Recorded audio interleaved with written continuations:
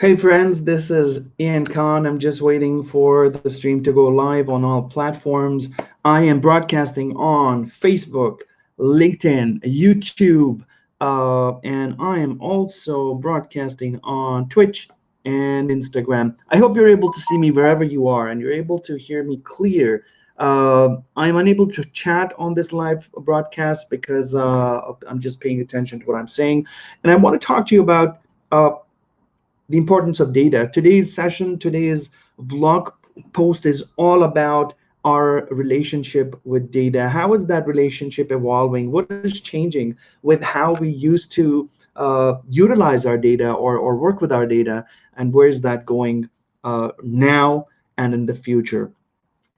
First of all, I want you to subscribe to my channel. If you're watching on YouTube, please subscribe to my channel by clicking the subscribe button down below, and that way you'll stay updated with all my vlogs, all my posts, and you'll be able to stay in touch. Now, I'm in Madrid, Spain. Madrid, Spain, it's amazing, it's brilliant, it's great, the weather's nice, so I'm definitely happy to be out of Toronto for a few days. But I'm here on a mission. I'm here speaking at a conference called Secure Mundo Hacker. And Secure Mundo Hacker is a cybersecurity conference that's held every 2 years in Madrid. It's the region's largest conference when it comes to cybersecurity and serving the ecosystem. There's some major changes. There's some major impact that data has on us, and this impact has been changing. First of all, when the internet evolved, say 10 or 15 years ago, we didn't have the generation of something called big data. We didn't have Facebook looking at over 5,000 data points on a page when we're viewing our Facebook feed and figuring out how we behave and what we do. And this is what is changing our relationship with data. We're also handing our data to third parties. Imagine all the apps that you sign for. You sign up for a new app on your cell phone. You say, hey, this is a nice game. Let me do some TikTok, or let me upload my videos somewhere. Let me share some content. And when you do that, you accept the terms and conditions of the publisher who is giving you access to that app, and you're essentially saying to them that, hey, utilize my data as you like, do whatever you need to do with the data. And that's how that initial relationship starts. Now, many people don't read the end user license agreement when we sign up to an app. As an example, I'm just going to use the example of an app. We don't read what's written in the end user license agreement because it's long, it's clumsy. Who reads that stuff? We need access to the thing we want to do. I want to share my pictures, I want to upload videos, do whatever I need to do. I don't care about the EULA, correct? That's how we think. And that's putting us into a position of vulnerability. Now, here are some of the things that publishers or vendors, people who give us these apps, are able to track. As an example, when you sign up using your cell phone, given that example, first of all, they're able to they've got all the permissions they have to use your data, your personal information, your first name, last name, email address, whatever you've used in that sign up process. They can use that, they can market it, they can sell it to third parties, and third parties can utilize it to send you spam, send you sales messages, and that's how that data is utilized. Many times this user data, it's hundreds and thousands and millions of people and customers. It sits there in the databases of these vendors, and it just is the gold mine that they sit on. Now, Facebook has more than 1.5 billion registered users. Consider that number once again, 1.5 billion registered users. What's the population of the Earth today? It's about 6 billion. And so you can see almost a quarter of the world uses Facebook. So imagine all the data that they, first of all, have everybody's name, email. Second thing, as an example, Facebook also analyzes every single movement that you do on the Facebook page. So when you open Facebook, there are different areas within Facebook. It's the like buttons, it's the home button, it's the updates button. There's tens and 20 and hundreds of places where you could potentially click. and do something. And Facebook uses that information. Where did you click? How long did you stay on that link for? Where did your mouse hover? All of those points are called data points, and Facebook collects them and uses them to give you content, to suggest content to you. So for example, Facebook has also recently changed their algorithm to do this. So for example, you're looking at a post and you browse through the post really, really fast, and you like all these different posts by your friend. You just do it in 1 minute, you like 50 different posts.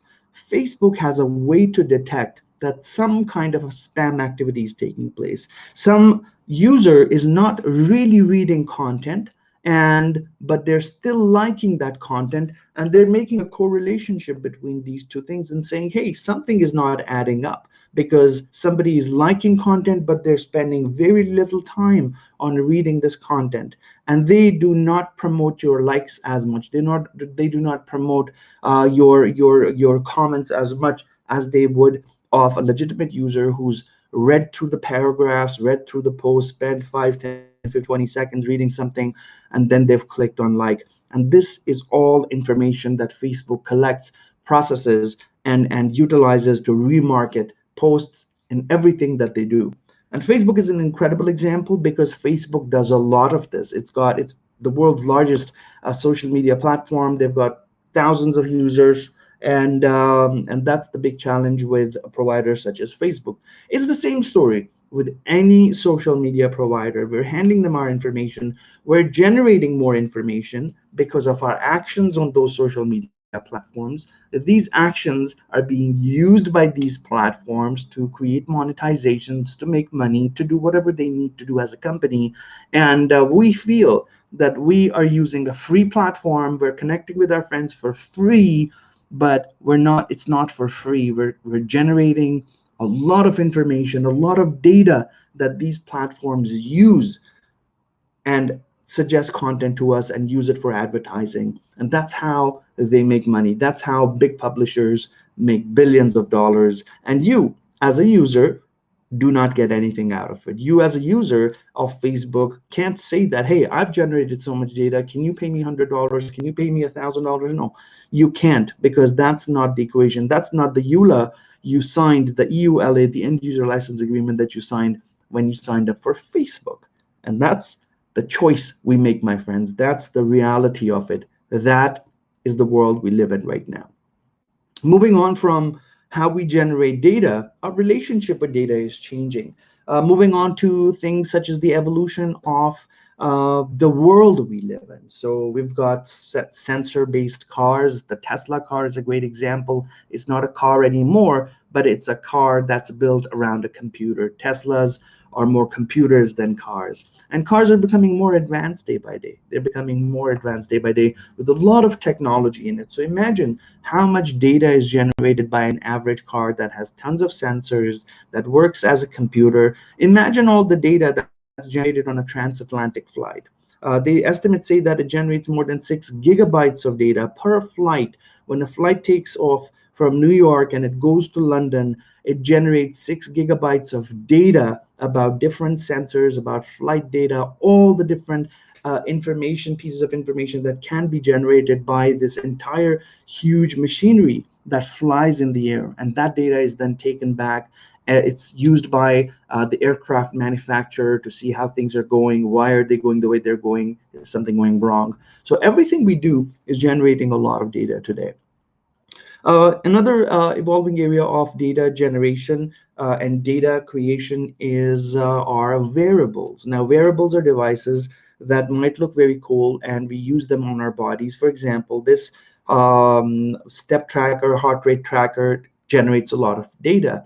So if I walked, I'm in Madrid now, I went out, walked around for an hour earlier, and my device, if it has a GPS tracker, it knows exactly where I've been. And so that data has been generated, and that data has gone to the Fitbit server where it sits and resides. Imagine this device, if it's strapped to you 24/7, is generating data 24/7.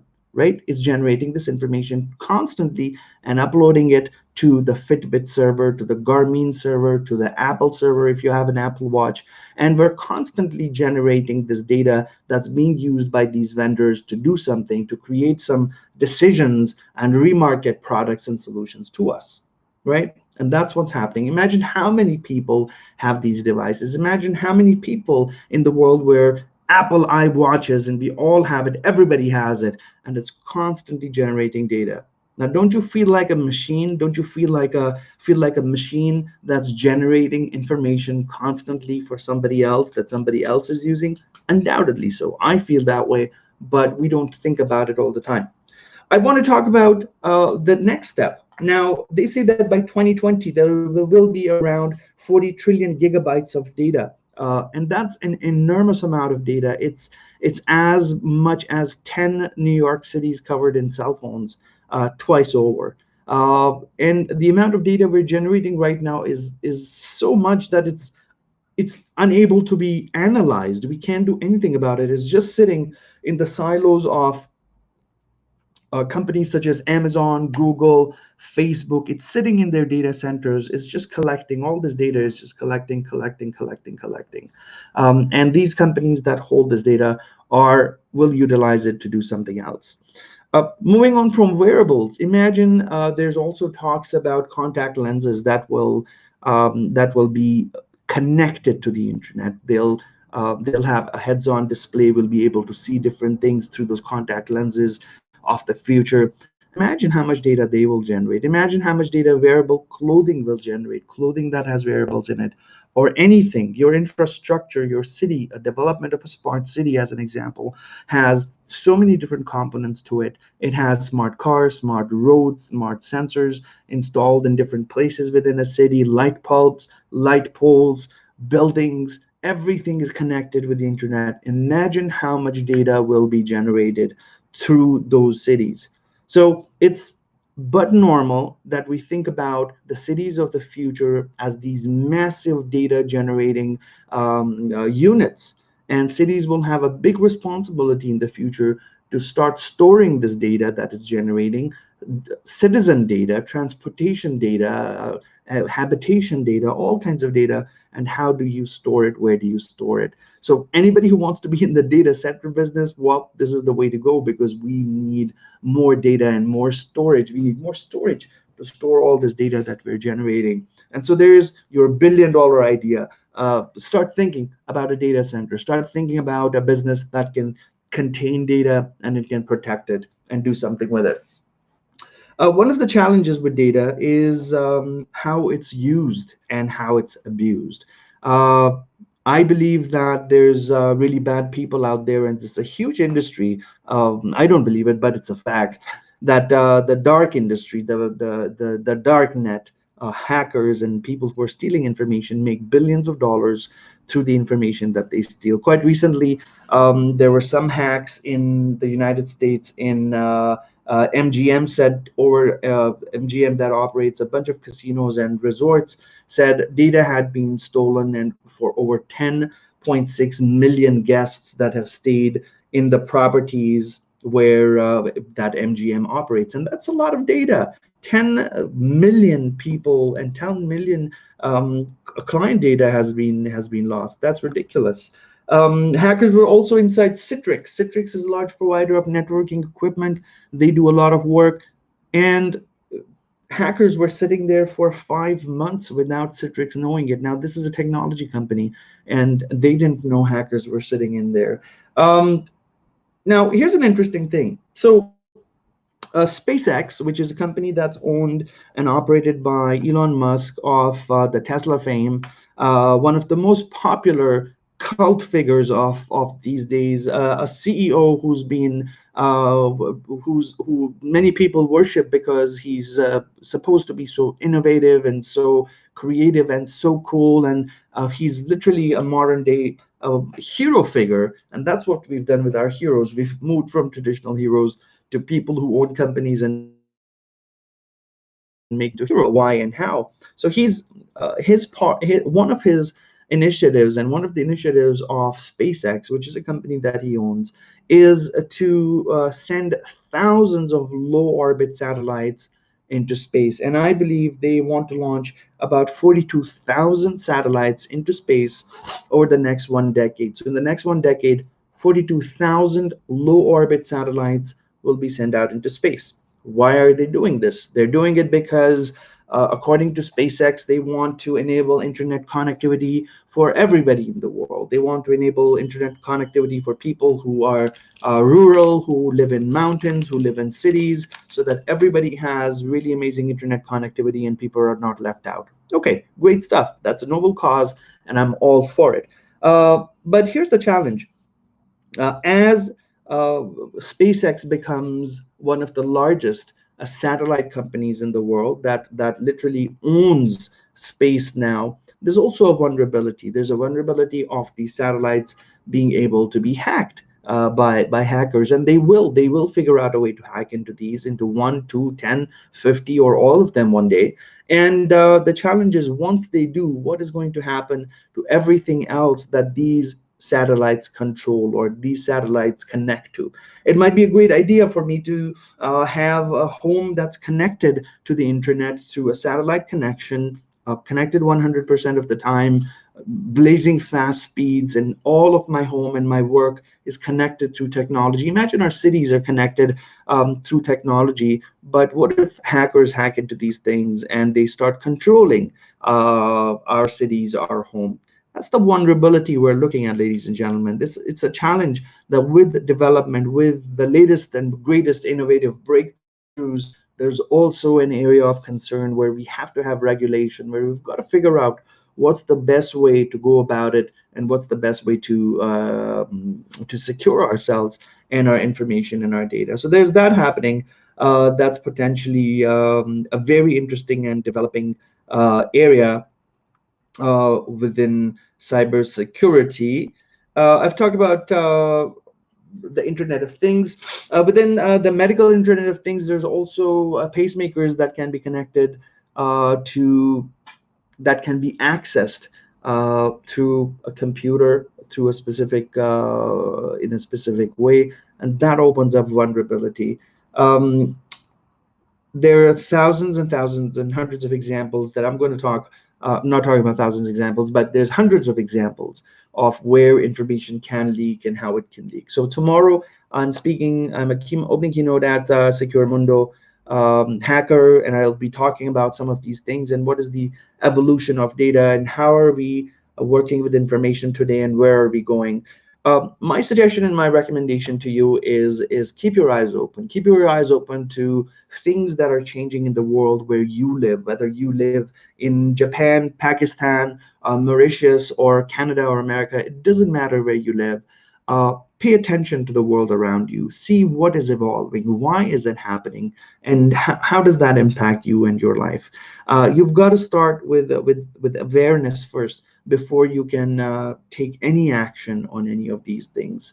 And I'm hoping the world we live in today is more secure tomorrow. But that's more hope than it's reality. I really do believe that no data is secure, no piece of information is secure, and there's no such thing as 100% security of information. It's not possible in the world of today where we openly share our data, give others permission to our information, and then say, hey, is my data secure or not? So do not expect that. Do expect data to be breached. Do expect information to leak in the future. And I guess be a little less sensitive to what happens to that information when it's leaked. This is an evolving area of technology, ladies and gentlemen. This is an evolution of what we're doing, how we're doing it, where we're headed. And trust me, cybersecurity is a great career. If you want a career for yourself, your kids, your family, or whoever you want to give this advice to, cybersecurity is a great career to be in any given day because it's a constantly evolving area of technology, and it will never be out of demand. And that's my guarantee, and that's something that I can vouch for. This is Ian Khan. I'm here in Madrid, and I've been speaking with you about our relationship with data and information and the evolution of technology and where are we headed. That's all for now, folks. I'll catch you tomorrow, and I hope I've given you some food for thought. Put your comments in under my videos and tell me more about your challenges with information. What do you think should happen? What do you feel is not happening that should happen? Please subscribe to my videos. Please subscribe to my channel, because that makes me put more videos out. The more you subscribe, the more you like and share my videos, the more videos I post, and hopefully make an impact in your lives and add value to you. Thank you so much. You take care. Have a great day, good night, and good morning wherever you are in the world. I'll catch you soon. Take care.